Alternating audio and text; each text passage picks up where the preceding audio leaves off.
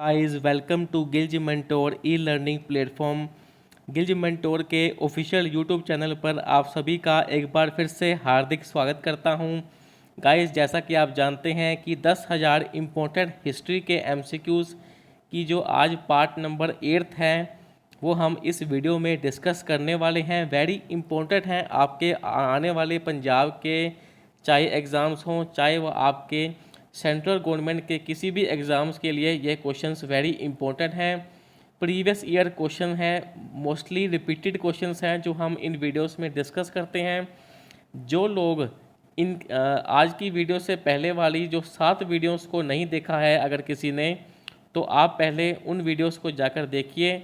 वहाँ पर हमने वेरी इंपॉर्टेंट क्वेश्चंस डिस्कस किए हैं, ठीक है। चाहे ताकि आपकी जो है बेसिक से आपकी जो प्रेपरेशन है वो अच्छी से स्टार्ट हो सके। 10,000 एमसीक्यूज़ हमने कवर करने हैं, इसलिए बिना टाइम वेस्ट किए हम जल्दी से आज की वीडियो स्टार्ट करते हैं। वेरी इंपॉर्टेंट है आरआरबी एनटीपीसी के लिए, यूपीएससी और पीसीएस के लिए। दोस्तों अगर आपने हमारी ऑफिशियल जो हमारी ऐप है जिसका लिंक आपको डिस्क्रिप्शन बॉक्स में गिवन है, अगर आपने अभी तक उसे डाउनलोड नहीं किया है, इंस्टॉल नहीं किया है तो करिए जाके। वहाँ पर आपको दोस्तों पंजाब पटवारी, पीपीएससी, पंजाब कोऑपरेटिव, सभी के जितने भी पंजाब पुलिस जितने भी आने वाले एग्ज़ाम्स हैं उन पर दोस्तों क्रैश कोर्सेज दिखाई देंगे, उनको ज्वाइन कीजिए। बहुत ही दोस्तों ऑफ़र्स चल रही हैं वहाँ पर, उन ऑफ़र्स का फ़ायदा उठाइए और घर बैठे तैयारी करिए। और अगर आपने हमारी ऑफिशियल वेबसाइट giljimentortest.com पर अगर विजिट नहीं किया है तो करिए, जहाँ पर आपको free of cost test series available कराई जा रही हैं और फ्री स्टडी नोट्स भी दिए जा रहे हैं। दोस्तों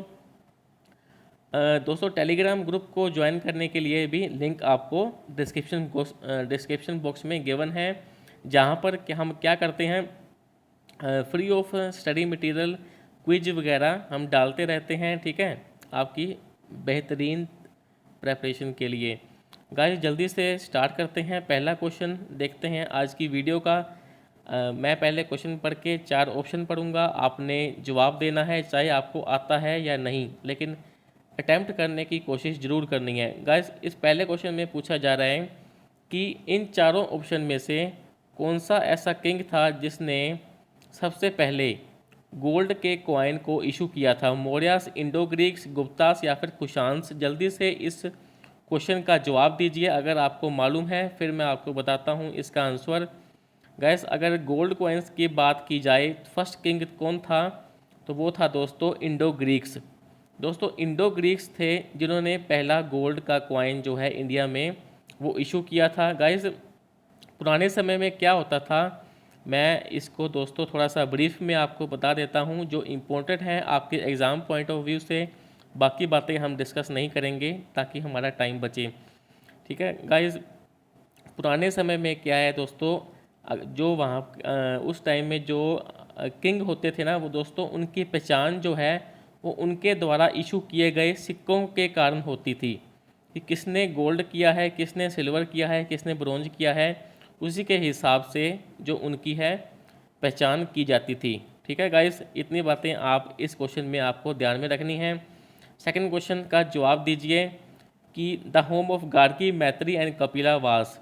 दोस्तों इन्होंने पूछा गया है कि गार्गी, मैत्री और कपिला का होम इनमें से कहाँ पर था, विदिशा, उज्जैन, पाटलिपुत्र या मिथिला। दोस्तों अगर बात करें गार्गी, मैत्री और कपिला की, आपने नाम सुना होगा, तो इसका आंसर आएगा मिथिला, ठीक है। मिथिला में इनका घर था, ठीक है। अगर बात करें दोस्तों मिथिला की, तो पुराने समय की बात है गाइस, महाभारत और पाली लिटरेचर में मिथिला का दोस्तों जिक्र किया गया था। अगर मिथिला की बात करें तो मिथि से दोस्तों ये डिराइव्ड किया गया था। मिथि का क्या मतलब होता है दोस्तों, सन ऑफ निम्मी, जो कि अयोध्या के किंग थे, ठीक है। और दोस्तों जिन्होंने मिथिला को फाउंड किया था उनका नाम था मनु, ये भी आपको बात ध्यान में रखनी है। और जो मिथि थे दोस्तों वो ग्रैंड सन थे मनु के, ठीक है। इन बातों को आपने ध्यान में रखना है। अगर बात करें कपिला, जामनी, कनाडा, महावीरा, ठीक है, ये सभी जो हैं वो मिथिला से बिलोंग करते थे। आपने इन बातों को ध्यान में रखना है। हमने जो क्वेश्चन में हमारा दिया गया था गार्गी, मैत्री और कपिला, वो भी आपको ध्यान में रखनी है, जो कि मिथिला से एसोसिएटेड थे। ठीक है गाइस, इस क्वेश्चन में आपको इतना ध्यान में रखना है, बाकी बातें आप हमारी इम्पोर्टेंट नहीं है। थर्ड क्वेश्चन की बात करें तो इसमें दोस्तों बताना है which area of India was known as Avantika in ancient time. दोस्तों अवंतिका जो है इनमें से कौन से एरिया को कहा जाता था पुराने समय में। अवंतिका बताना है दोस्तों। अवध को कहा जाता था रुहेलखंड, बुंदेलखंड या फिर मालवा को। दोस्तों अगर अवंतिका की बात करें तो पुराने समय में मालवा रीजन को अवंतिका कहा जाता था, जो कि अभी कहाँ पर है, हमारे पंजाब में है। दोस्तों अगर एंशियंट सिटी की बात करें तो उज्जैन आएगा आपका आंसर, जिसका नाम था जिसका मतलब था अवंती या फिर अवंतिकापुरी। ठीक है, जो कि मालवा रीजन में पाया जाता था, सेंट्रल इंडिया के। जो अभी दोस्तों अगर बात करें तो शिप्रा रिवर के दोस्तों ईस्टर्न बैंक पर था। ठीक है, और अगर इस टाइम की बात करें तो ये एमपी में है दोस्तों। सॉरी, मैंने पहले पंजाब बोल दिया, उसके लिए माफ़ी चाहता हूँ। मध्य प्रदेश में है दोस्तों अगर बात करें अपने अवंतिका की। ठीक है दोस्तों, अगर अवंती की बात करें तो Avanti with its capital eight Ujjaini. ठीक है, ये भी आप ध्यान में रखिए बात। वहाँ की जो कैपिटल थी दोस्तों अवंती थी दोस्तों, उस टाइम की कैपिटल। दोस्तों अगर फोर्थ क्वेश्चन की बात करें the social system of the Harappa. दोस्तों हड़प्पा का सोशल सिस्टम इनमें से कौन सा था। Fairlie egalitarian, slave labour based, colour based या फिर कास्ट बेस्ड। दोस्तों अगर हड़प्पा के सोशल सिस्टम की बात करें तो फेयरली इगैलिटेरियन था। फर्स्ट ऑप्शन आपका आंसर आएगा। इसका क्या मतलब है कि हड़प्पा के टाइम में क्या था कि ना तो कोई किंग था, ना तो कोई उसकी प्रजा थी, ना कोई आर्मी थी, ना कोई जेल वगैरह थी। जैसे हम सुनते आ रहे हैं ना पुराने ज़माने में कि किंग होता है, उसकी प्रजा होती है। ठीक है, वो अपने गुलाम बना कर रखता है। मतलब ऐसा वहाँ पर हड़प्पा के टाइम में कोई भी सुनने को नहीं मिला गया है हमारी हिस्ट्री में। दोस्तों इसी को दोस्तों उन्होंने फेयरली इगैलिटेरियन सिस्टम कहा गया है। ठीक है, और अगर और बातें इसमें देखें तो जो दोस्तों इनके जो हाउस थे वो भी बिल्कुल इक्वल साइज़ के होते थे, जिसको क्या कहा जाता था इगैलिटेरियन सोशल स्ट्रक्चर। ठीक है, इन बातों को आपने ध्यान में रखना है। अगर फिफ्थ क्वेश्चन की बात करें which of the following Vedas provides information about the civilisation of the early Vedic.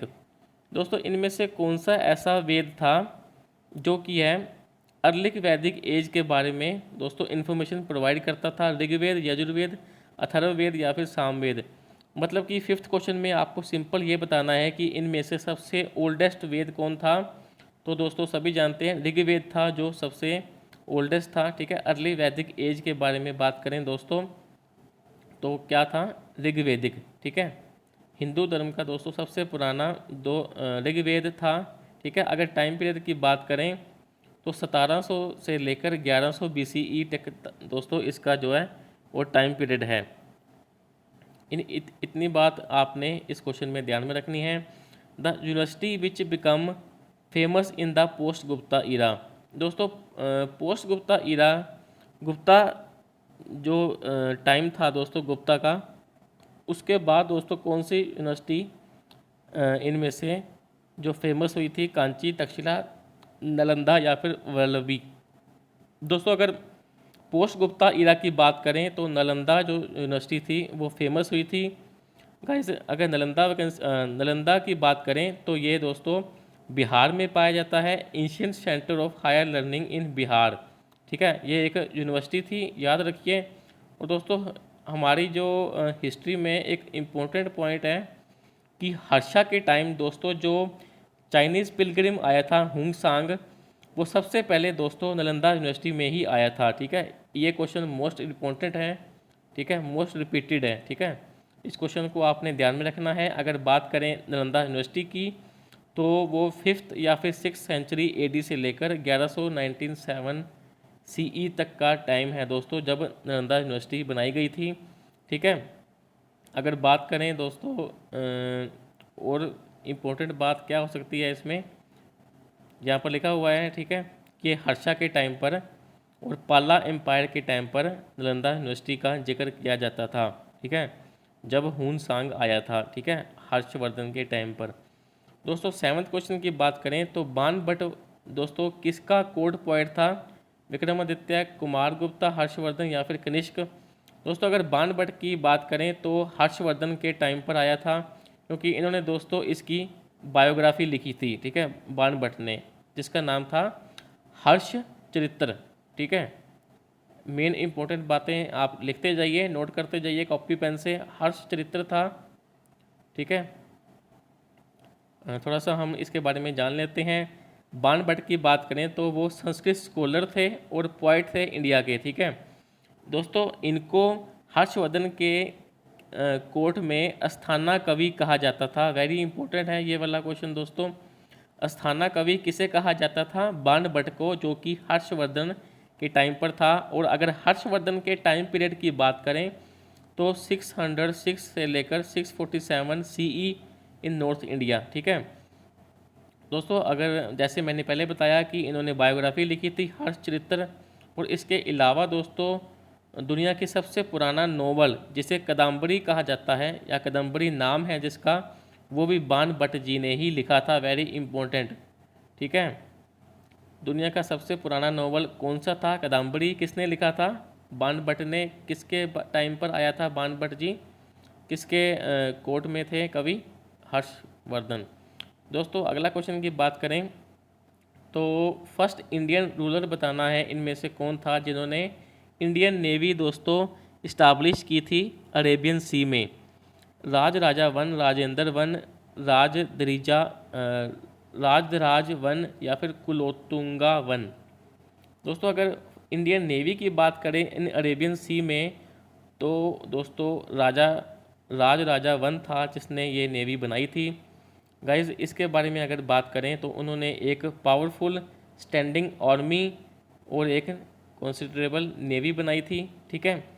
दोस्तों इन नेवी ने राजराजा जो कि चोल वंश से था, ठीक है, यह भी आपको बात रखनी है ध्यान में, उसका बहुत ज़्यादा साथ दिया था। उसकी जितने भी जीत हुई थी उसमें एक इम्पोर्टेंट रोल प्ले किया था। और अगर बात करें तो लंका पर जो कब्जा हुआ था दोस्तों वो राजराजा वन ने किया था, और इसी दोस्तों जो नेवी थी उसके हेल्प से ली थी। लंका की अगर बात करें, इन्वेजन ऑफ लंका, तो राजराजा चोला वन ने इसी नेवी की हेल्प से ये जीत हासिल की थी, ठीक है। इतनी बातें इस क्वेश्चन में आपको ध्यान में रखनी है। अगर 9वें क्वेश्चन की बात करें दोस्तों, which statement on the Harappa civilisation is correct? आपने बताना है कि हड़प्पा सिविलाइजेशन के संबंधित इनमें से कौन सी बात सही है? Horse sacrifice was known to them, cow was sacred to them, Pashupati was venerated by them, the culture was not generally static. दोस्तों ये सभी बातें जो है वो सही नहीं है, ठीक है। सिर्फ 4th पॉइंट है जो आपका सही है कि जो उनका कल्चर था दोस्तों वो स्टेबल नहीं था, ठीक है, मतलब कि चेंज होता रहता था, ठीक है। इस क्वेश्चन में आपको इतना याद रखना है, बाकी हमारे काम का नहीं है। आगे देखते हैं। आपने बताना है दोस्तों इन चारों में से फर्स्ट तीर्थंकार कौन था जैन धर्म के? हमने जैसे पढ़ा हुआ है ना कि जैन धर्म में 24 तीर्थंकार थे। तीर्थंकार दोस्तों कौन होते थे? दोस्तों एक तरह के मतलब कि आत्मिक शांति के लिए जो है वो उद्देश्य देने वाले थे। आत्मिक शांति के लिए जैन धर्म से संबंधित थे। 24 तीर्थंकार थे। आपने फर्स्ट बताने हैं वो थे ऋषभ, ठीक है। अगर ऋषभ जी की बात करें तो 24 तीर्थंकार थे। दोस्तों ऋषभ जी ने शावाकू डायनेस्टी बनाई थी, इस बात को आपने ध्यान में रखना है, ठीक है। दोस्तों इनको आदिनाथ भी कहा जाता था, ये भी आपको ध्यान में रखना है। अगर बात करें तो दोस्तों इन्होंने भगवत पुराण को विष्णु का अवतार कहा था, ये भी बात आपको ध्यान में रखनी है, ठीक है। अगर बात करें तीर्थंकार की, मैंने आपको बता दिया कि ये क्या थे, एक स्पिरिचुअल गाइडेंस देते थे, आत्मिक शांति के लिए उपदेश देते थे, ठीक है दोस्तों, इतने पॉइंट को आपने ध्यान में रखना है, नोट करते जाइए कॉपीज़ पर। दोस्तों अगर 11वें क्वेश्चन की बात करें तो आपने बताना है, सभी ने सुना होगा ग्रेट सिल्क रूट। दोस्तों ये इंडियंस के लिए किसने ओपन किया था? कनिष्क, अशोक, हर्ष या फिर फाहिन? दोस्तों ये कनिष्क ने ही स्टार्ट किया था इंडियंस के लिए। कनिष्क की बात करें तो आप जानते हैं दोस्तों, अगर सिल्क रोड की बात करें तो दोस्तों एक ये ट्रेड रोड था जो कि ईस्ट, साउथ और वेस्टर्न एशिया को मेडिटेरियन एंड यूरोपियन वर्ल्ड के साथ जोड़ता था। इस बात को आपने ध्यान में रखना है। अगर एरिया की बात करें तो 6500 किलोमीटर तक ये रोड फैली हुई थी। ठीक है गाइस, अगर बात करें कि अगर आपको क्वेश्चन पूछा जाए कि किस डायनेस्टी के टाइम पर यह सिल्क रोड बनाई गई थी, तो आपका आंसर आएगा हुन डायनेस्टी। ठीक है, 206 बीसी से लेकर 220 एडी तक इनका टाइम है हुन डायनेस्टी का। ठीक है, इसके अलावा आपको और कोई भी बात ध्यान में नहीं रखनी। ठीक है, बस इतना याद रखिए कि इन रोड के हेल्प से दोस्तों जो व्यापार किया जाता था कंट्रीज़ में। दोस्तों अगर 12वें क्वेश्चन की बात करें, the rulers which dynasty started the practice of granting tax free village.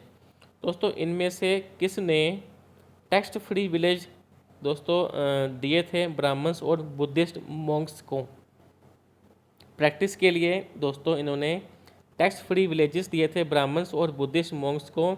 आपके ऑप्शंस हैं सतवाहनस, मौर्यास, गुप्तास या फिर चोलास।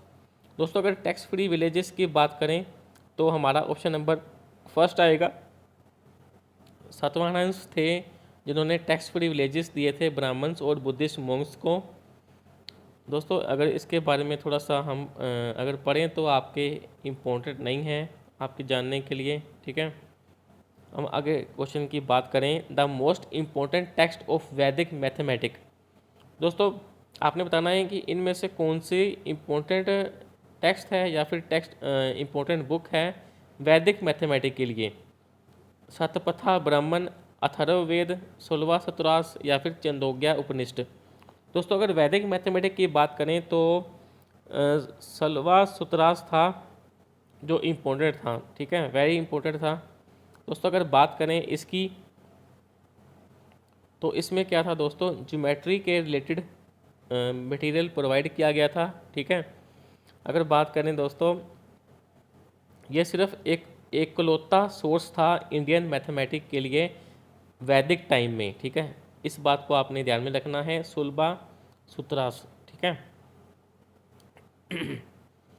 दोस्तों उसके बाद अगर आप पूछा जाए कि 16वां शतुरास था जो वो किसने कंपोज किया था, तो आपको ये नाम याद में रखने हैं, कात्यायना, अपास्थम्बा, मानवा या फिर बोधियाना। ठीक है, इन चारों ने मिलकर कंपोज किया था 16वां शतुरास को, जो कि वैदिक मैथमेटिक के लिए एक इम्पोर्टेंट टेक्स्ट था। ठीक है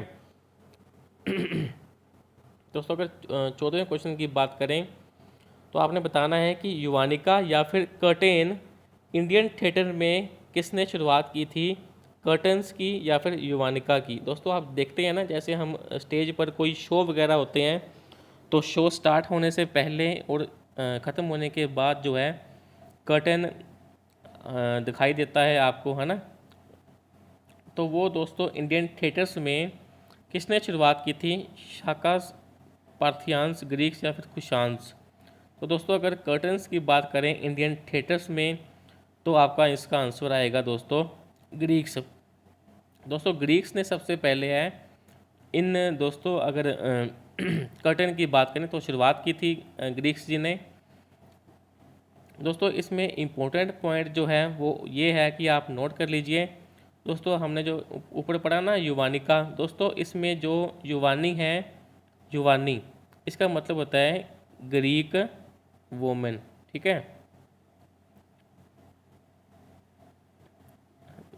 बस इसके क्वेश्चन में ही इसका आंसर छुपा हुआ है। अगर आपको पूछा जाए युवानिका या फिर कर्टेन्स किसने इंट्रोड्यूस किए थे इंडियन थिएटर्स में, तो आपका आंसर आएगा ग्रीक्स।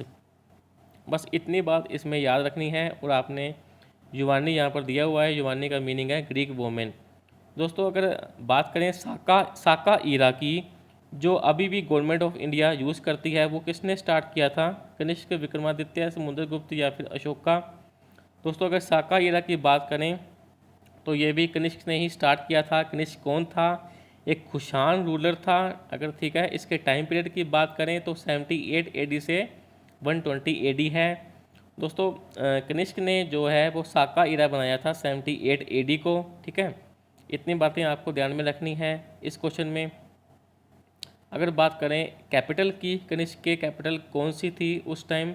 तो पेशावर थी, जिसे हम पुरुषपुरा भी कहते थे। दोस्तों आगे क्वेश्चन हम देखते हैं। इसका मतलब यहाँ पर आपने पूछा गया है कि जो अजंता की पेंटिंग्स हैं वो किसके लिए इंस्पायर करती हैं। मतलब कि अगर हम अजंता की पेंटिंग्स को देखते हैं तो हम किसके लिए इंस्पायर होते हैं? कंपैशनेट, बुद्धा, राधा कृष्ण लीला, जैन तीर्थंकर्स या फिर महाभारत एनकाउंटर्स? दोस्तों अगर अजंता की पेंटिंग्स की बात करें तो वो कंपैशनेट बुद्धा के लिए इंस्पायर्ड करती है। ठीक है, अगर बात करें दोस्तों अजंता केव्स की तो वो औरंगाबाद डिस्ट्रिक्ट में है, जो कि महाराष्ट्र स्टेट में है। ठीक है गाइस, नोट करते जाइए इंपॉर्टेंट पॉइंट। अगर बात करें तो ये 2nd सेंचुरी से लेकर 600 CE के बीच का टाइम है अजंता केव्स का।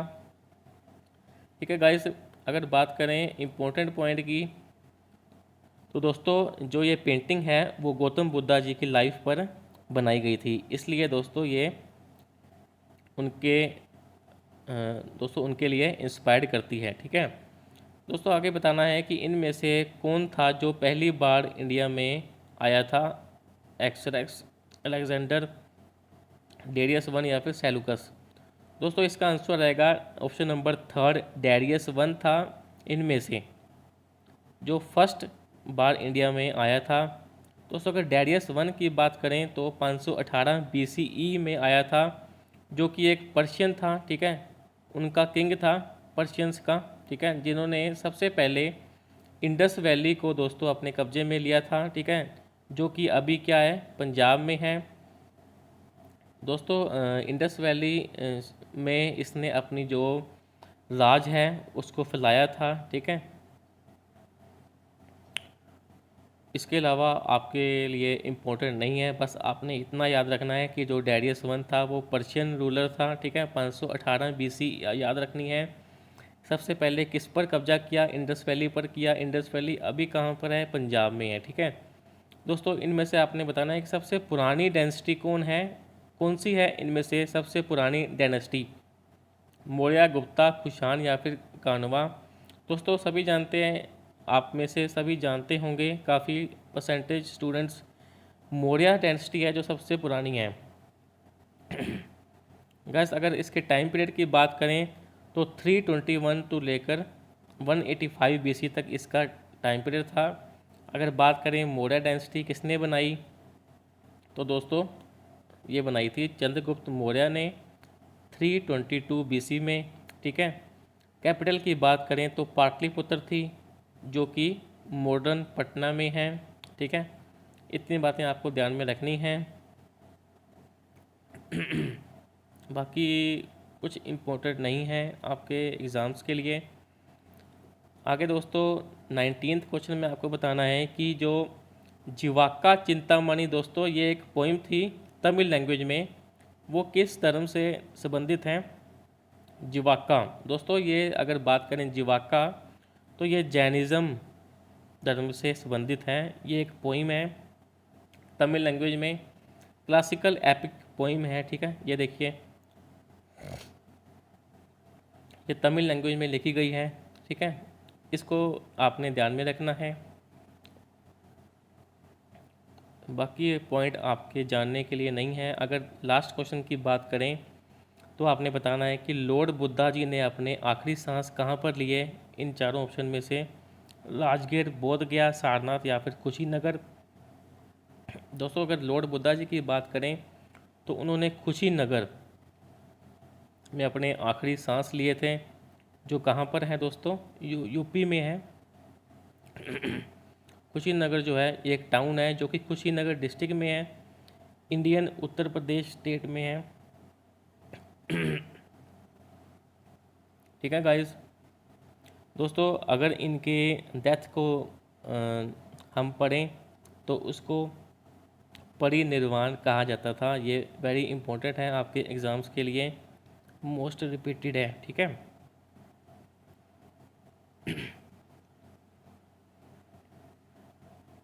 दोस्तों अगर लोकेशन की बात करें कि इन्होंने अपने आखिरी सांस कहाँ लिए, तो आपके अगर रिवर पूछा जाए गौतम बुद्धा जी ने, तो वो थी हिरण्यावती रिवर। ठीक है।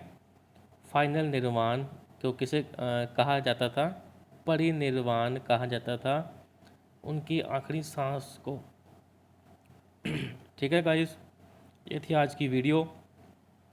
अगर वीडियो अच्छी लगे हो तो लाइक कीजिए और अपने दोस्तों के साथ भी शेयर कीजिए। अगर चैनल पर नए हो तो सब्सक्राइब करो और साथ में दिया हुआ नोटिफिकेशन बेल को क्लिक करना मत भूलना। और अगर हमारी वेबसाइट पर नहीं गए हो gilgementortest.com, जहाँ पर आपको बिल्कुल free of cost test series available है, तो जाइए विज़िट करिए और फ्री ऑफ स्टडी मटेरियल का फ़ायदा उठाइए। मिलते हैं नेक्स्ट वीडियो में। God bless you, take care.